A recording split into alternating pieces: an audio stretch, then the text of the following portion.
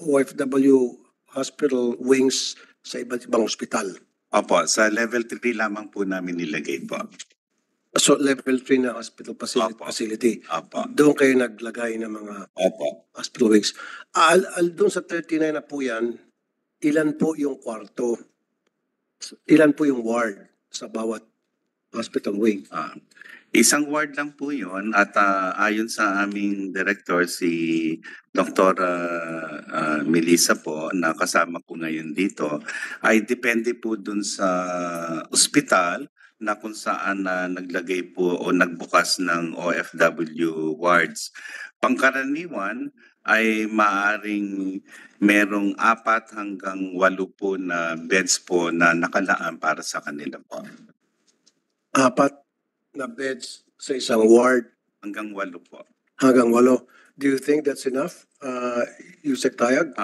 Ito po ay, ang sabi nga sa amin ay vary sapagkat tinitingnan pa po namin yung takbo po ng pagkakaroon ng mga pasyente ng OFW at saka ng mga qualified dependents po nila.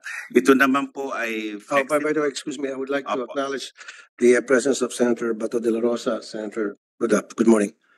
Yes, sir. Go ahead po, Yusek Tayag.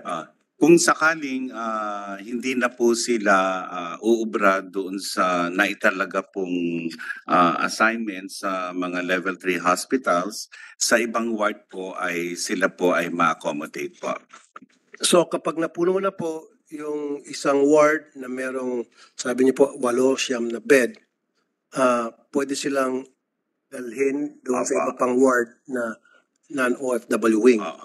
So ang ibig sabihin po noon, yung 4 hanggang 8 po, yung reserve na po sa kanila yon. At kung dadami po at hihigit pa sa 8, ma-accommodate po sila sa ibang bahagi po ng ospital. Sino po ang gumagawa ng screening para ma-determine kung qualified ba yung OFW na matatanggap sa inyong ospital? Meron po kami public health unit sa mga ospital na ito at doon nalalaman kaagad na OFW sapagkat naglabas po kami ng alituntunin tungkol po dito. Siguro mas makabubuti kung merong makipag-ugnayan po kayo sa DMW, sa OWA. Pagdating po kasi sa screening, sa qualification, kung qualified ba o member ng OWA yung OFW, active member, OWA. Pangkaraniwan po, may pinapakita sila mga OFW ID. At tama po kayo, yung pakikipag-ugnayan namin sa ibang ahensya po ay isa pong magandang paraan para po ma-streamline po ang pagbibigay serbisyong pangkalusugan sa kanila po.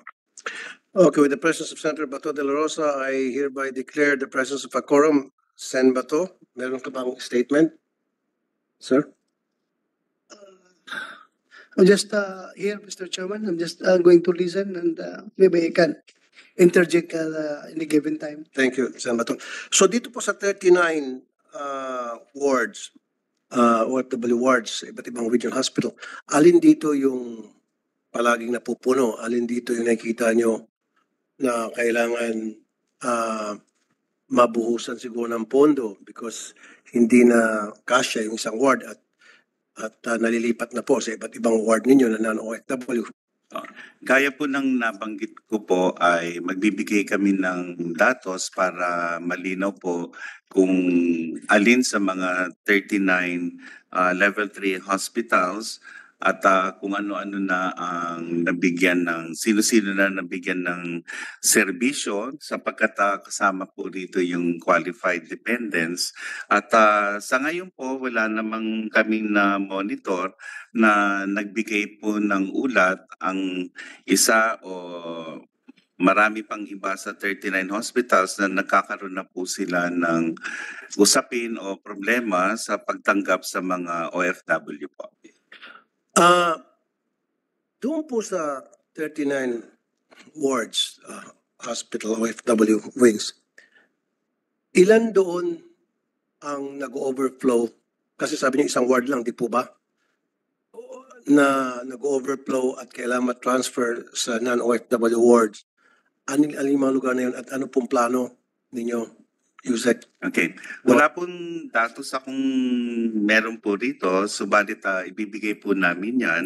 At gaya nga ng nabanggit ko po kanina na kung sakaling punong-puno na po yung ward, ginagawan po ng paraan sapagkat sa alituntunin po namin ay binigyan po namin ng parang premium po kung ang isang pasyente po ay OFW po.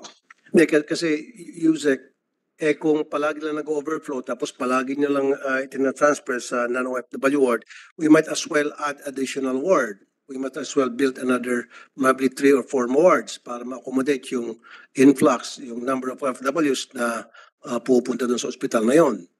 Versus every day, kayo ay nagtatransfer sa ibang ward.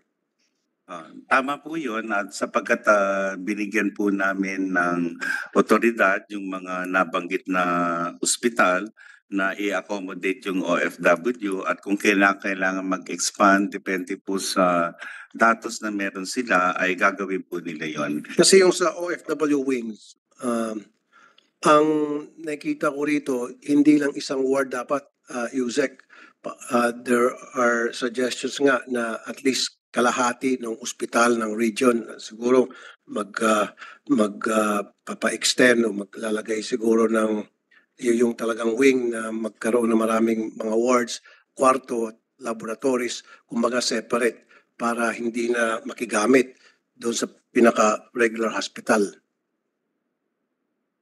Tama po yan. Kaya lang po may mga sinusunod din na alituntunin po yung mga ospital na level 3 sapagkat ang level 3 po ay departmentalized na po yun. So, kailangan po rin na bukod-bukod po ang isang pasyente conforme po sa pangangailangan niya. Halimbawa po, kailangan niya ng intensive care unit. So marami po sa mga level 3 namin ay hindi po ibubukod yung ICU ng OFW. Malalagay po siya doon sa general ICU po. Okay. Yung pong sinasabi yung 39 wards ng OFW sa iba't ibang district hospital nyo, tumatanggap din ba kayo ng OFW para sa yung pre-employment medical exam? Hindi po kami tumatanggap para sa pre-employment medical examination. Yan po ay ginagawa po independently ng mga OFW po. At bakit hindi po? Ah, Para naman makalibre sila at hindi na kailangan pa maggumastos?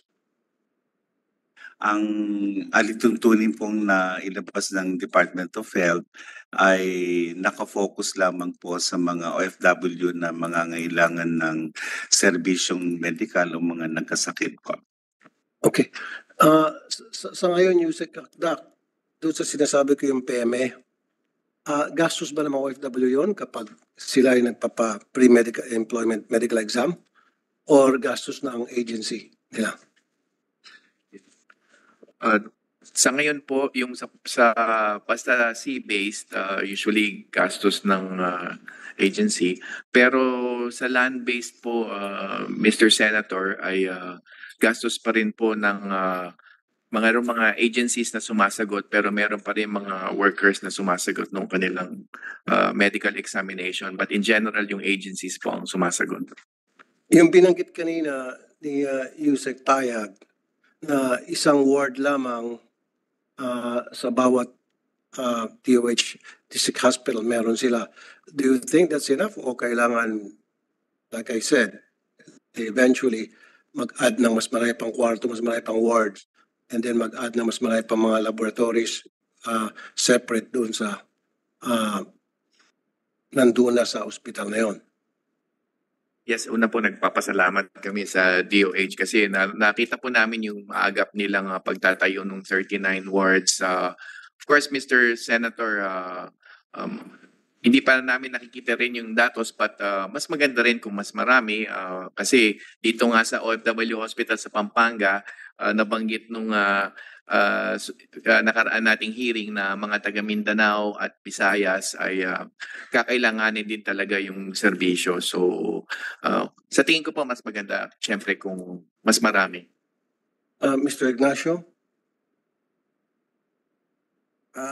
Sa parte po ng OWA, Mr. Chair, napakaganda po ng relasyon namin with the DOH, lalong-lalo na po sa mga umuwing OFW na may pangangailangan ng ospital. Ang nangyayari po kasi, ang OWA na ho ang nagsusuri kung saan dadaling ospital, and in partnership with the DOH, bago pa ho dumating dito, identified na po namin yung ospital. And so far, napaka-ayos naman po ng mga amin pong napapadala. And Your Honor, may dagdag ko lang po. Ang Region 3 po ay meron ho kami naka-standby na ambulance ng OWA na anytime po ay pwede magamit ng DMW Hospital. So, yun po yung aming yun po ang aming relasyon with the DOH. Nagiging support yung OWA sa pagsusuri. At kami na rin po nag-arrange with the DOH kung saan hospital dadalhin. So it shortens the waiting time. Pero yung sinabi kanina ni Yusek Tayag, sila nagde-decide through the IDs kung qualified ba o hindi yung pupunta doon ng OFW para magpagamot.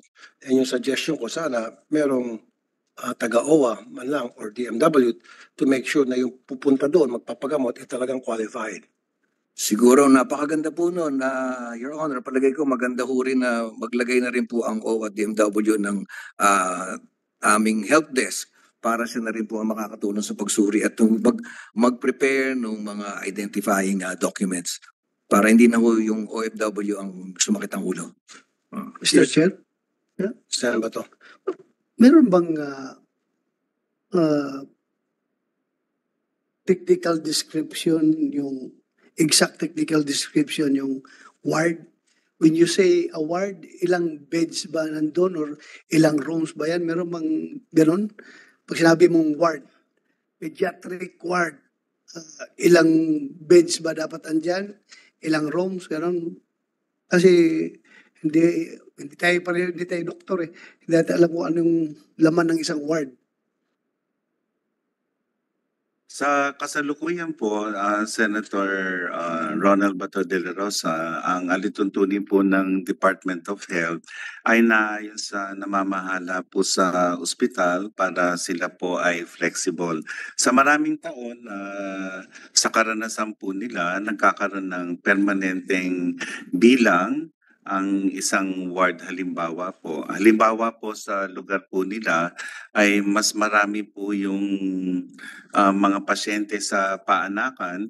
So magiging malaking bahagi po ng ospital yung sa mga nanganganak po. At kung ang marami naman po ay dahilan po sa mga sakit sa bata po, ay bibigyan din po nila ito ng kaukulang bilang ng beds para na sa ganun ay mabigyan nila ng serbisyo po. So ito po ay maaring on rotation basis, maaring permanente na po.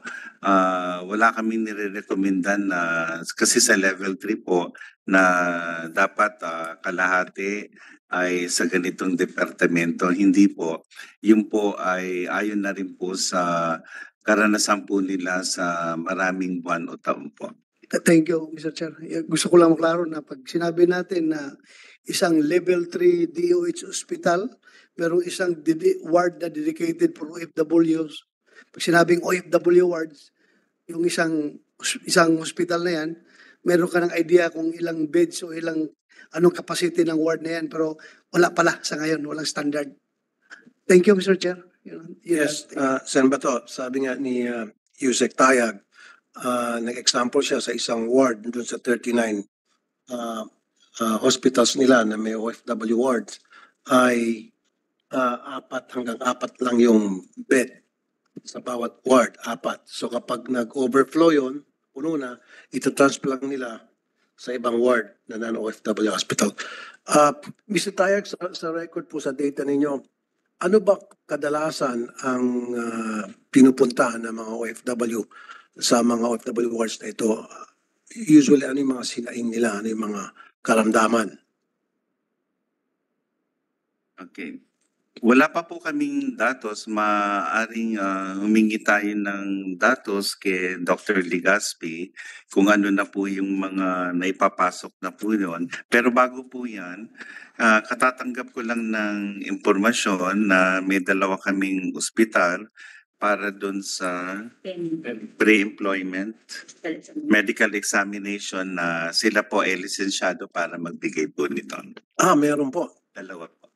Very good. Very good. Salamat po. Okay.